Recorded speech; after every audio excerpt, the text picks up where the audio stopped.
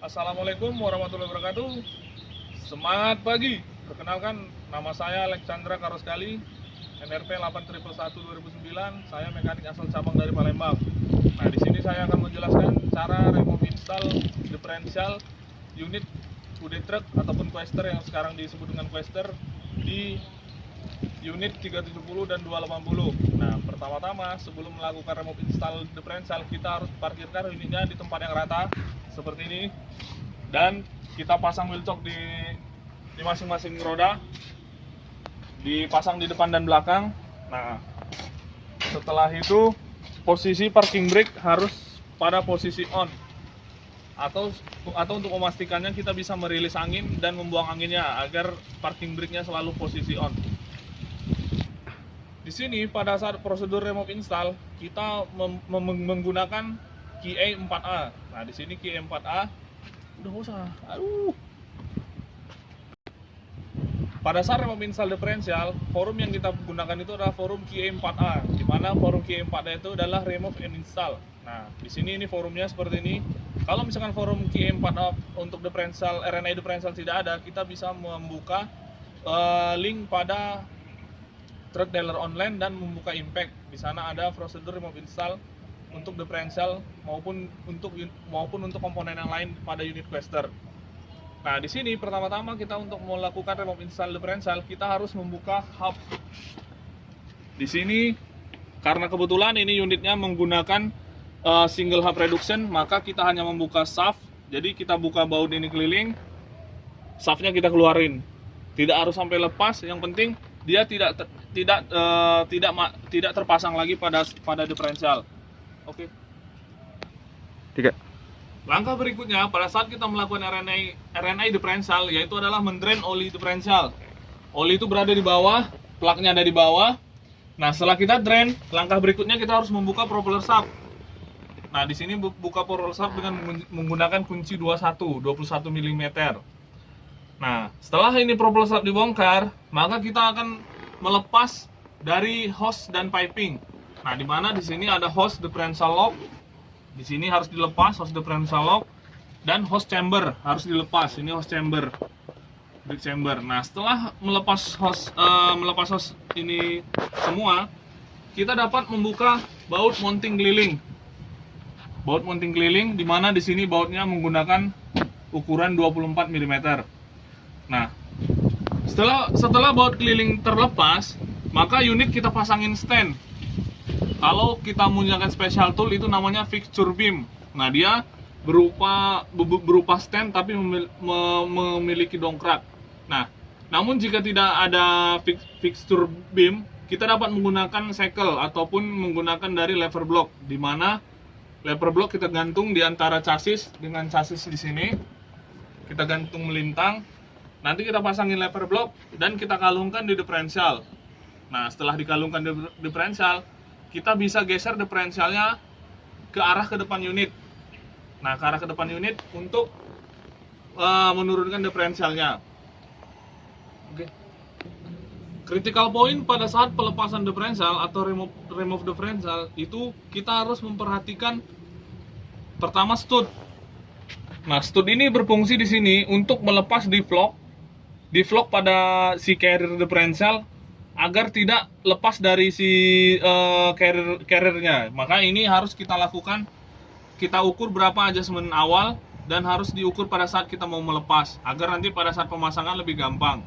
Nah, critical point yang lainnya pada saat kita melakukan remove install itu memperhatikan ulir dari di stud, karena di sini ada 4 stud, di mana studnya itu ada 2 di atas dan 2 di bawah. Nah, fungsi stud ini hanya untuk memudahkan pada saat melepas dan memasang dari si differential. Nah, harus kita perhatikan ulir daripada stud. Gitu. Yuk. Setelah differential turun, maka yang harus kita kerjakan di sini adalah membersihkan dari housing daripada si axle, di mana housing ini masih ada bekas-bekas dari liquid gasket. Nah, ini harus dibersihkan dan membersihkan oli yang ada di dalam housing dari si axle. Nah, kemungkinan ada gram atau apa itu harus dibersihkan dan harus sampai tidak ada lagi gram. Nah, setelah pada saat pembersihan ini udah dilakukan pembersihan, maka langkah berikutnya adalah pemasangan diferensial. Nah, di mana pemasangan diferensial ini kembali seperti pada saat kita melepas, tapi critical pointnya pada saat sebelum masang diferensial ini, housing dari axle ini harus dikasih liquid gasket supaya tidak ada bocor, tidak ada rembesan oli nanti pada saat diisi oli, karena diferensial ini tidak menggunakan gasket ataupun tidak menggunakan o-ring. Dia hanya menggunakan murni dari liquid gasket saja. Nah, langkah berikutnya, si diferensial kita pasang menggunakan picture beam ataupun pakai lever block sampai dia rata pada si housingnya. Maka kita masukkan ke dalam studnya. Setelah stud ini masuk, pasang nutnya, maka pasang baut keliling. Nah, baut ini ditok itu sesuai dengan QE4A itu ditok sekitar 28 kg. Nah, langkah berikutnya setelah kita melakukan tok nut dan baut keliling pada diferensial, maka kita harus perhatikan pada saat pemasangan propeller sub, di mana antara spline dari propeller sub dengan spline yang pada yoke diferensial ini biasanya sering ada kotoran ataupun cacat pada spline-nya, sehingga harus diperhatikan. Kalau misalkan cacat kita harus kikir, kalau misalkan dia kotor harus dibersihkan, karena dapat menyebabkan kekencangan dari pengencangan propeller sub itu berubah, takutnya propeller subnya lepas. Nah, di sini baut 21-nya itu ditok sekitar 16 kg.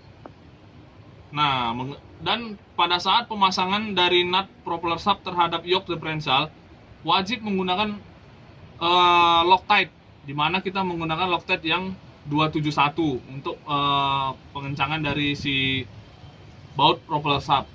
Nah, langkah berikutnya pada saat kita melakukan install diferensial, kita harus memasang kembali hose angin yang ada di diferensial, seperti hose diferensial lock, hose dari chamber, ini harus dipasangkan kembali. Dan setelah dipasang kembali, kita harus memperhatikan stud yang awalnya dibuka tadi. Nah, kita harus mengukur dan menyesuaikan dengan berapa panjang dari stud pada saat kita membongkar. Nah, ini harus disesuaikan agar pada saat proses perpindahan udara pada saat menggunakan deflog itu lebih gampang dan tidak ada terjadi noise. Nah, langkah berikutnya setelah kita diferensial sudah terpasang, propeller sudah terpasang, maka kita melakukan pengisian oli. Pengisian oli ini mengisinya dari belakang. Itu ada plug, di sana plugnya ada level plug, dan quantity olinya untuk diferensial yang front itu sekitar 16 liter menggunakan oli SAE 140. Nah, kalau untuk yang diferensial belakang itu olinya sekitar 14 liter dan menggunakan oli yang SAE 140 juga. Nah, kalau misalkan kita tidak dapat mengukur kuantitinya, bisa diukur juga lewat level plug, di mana pada saat pengisian kalau oli sudah keluar dari level plug di belakang, maka oli sudah level.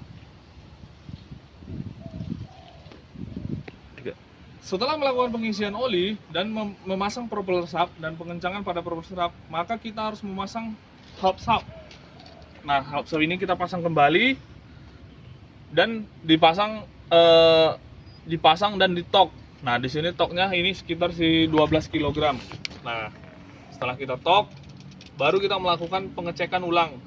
Di mana pengecekan ulang ini dilakukan apakah ada kebocoran oli, adakah kebocoran angin, maka unitnya kita tes.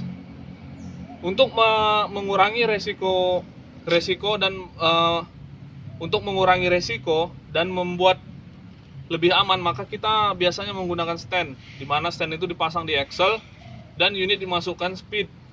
Nah, sehingga kelihatan putaran dari si diferensial. Nah, putaran diferensial ini tujuannya apakah terjadi noise, apakah terjadi hentakan, ataupun ada terjadi kebocoran pada saat kita pengetesan.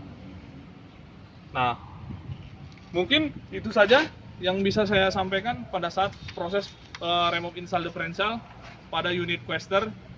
Kebetulan ini Quester 370. Nah, saya ucapkan terima kasih. Semangat pagi.